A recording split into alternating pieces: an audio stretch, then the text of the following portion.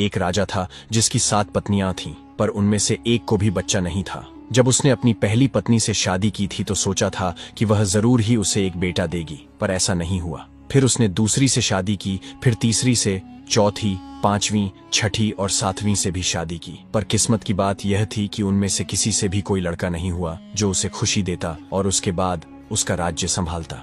इस बात को लेकर वह बहुत दुखी था। एक बार वह पास के जंगल से मुंह लटकाए गुजर रहा था कि तभी उसे एक बहुत सुंदर परी दिखाई दी। वह राजा के पास गई और पूछा, तुम कहाँ जा रहे हो मुंह लटकाए? राजा बोला, मैं बहुत दुखी और अभागा हूँ। हालांकि मेरी 7 पत्नियां हैं, पर अपना कहने के लिए मेरा कोई बेटा नहीं है जिसे मैं अपना वारिस कह सकूं। मैं इस जंगल में आज इसलिए चला आया ताकि मुझे कोई संत मिल जाए और वह मेरी इच्छा पूरी कर दे। परी ने हंसते हुए पूछा, और तुम क्या सोचते हो कि तुम्हें यहाँ इस वीरान जंगल में कोई संत मिलेगा? यहाँ केवल मैं रहती हूँ, पर मैं तुम्हारी सहायता कर सकती हूँ।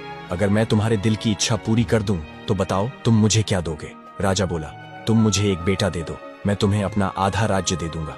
परी बोली, मुझे न तुम्हारा सोना चाहिए और न देश ही। तुम मुझसे शादी कर लो तो तुम्हें बेटा भी मिल जाएगा और राज्य का वारिस भी। राजा राजी हो गया और परी को लेकर अपने महल चला गया। वहां जाकर उसने उस परी से शादी की और उसे अपनी 8वीं पत्नी बना लिया। राजा की खुशी का कोई ठिकाना न रहा जब उसे कुछ दिन बाद यह पता चला कि उसकी पुरानी 7 पत्नियां गर्भवती हैं। पर वह परी जिसे राजा ने अपनी 8वीं पत्नी बनाया था, परी नहीं थी बल्कि एक मायावी राक्षसी थी, जो उस जंगल में राजा के सामने परी के रूप में इसलिए प्रकट हुई थी ताकि वह उसे धोखा देकर उसके महल में आतंक मचा सके।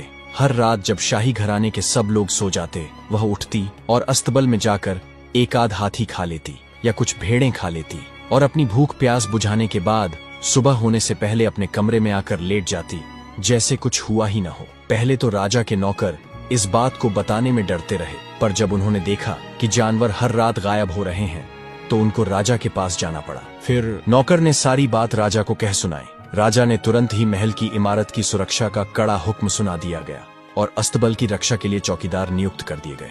पर सब बेकार था। जानवर हर रात गायब होते रहे और कोई यह नहीं बता सका कि यह सब कैसे हो रहा था, क्योंकि जब राक्षसी अस्तबल में जाती थी वह सबको बेहोश कर देती थी अपने जादू से। एक रात राजा अपने कमरे में परेशान सा घूम रहा था और सोच रहा था कि अस्तबल में रह रहे जानवरों के बारे में क्या किया जाए। उसकी 8वीं पत्नी नकली परी ने कहा, तुम मुझे क्या दोगे अगर मैं तुम्हारा चोर ढूंढ दूं तो? राजा बिना सोचे समझे बोला, कुछ भी, हर चीज। परी बोली, ठीक है, तो अभी तुम जाकर सो, कल सुबह मैं तुम्हें बताऊंगी कि यह सब खुराफात किसने मचा रखी है। यह सुनकर राजा सोने चला गया और जल्दी ही गहरी नींद सो गया। उसके सोते ही उसकी राक्षसी पत्नी उस कमरे से निकली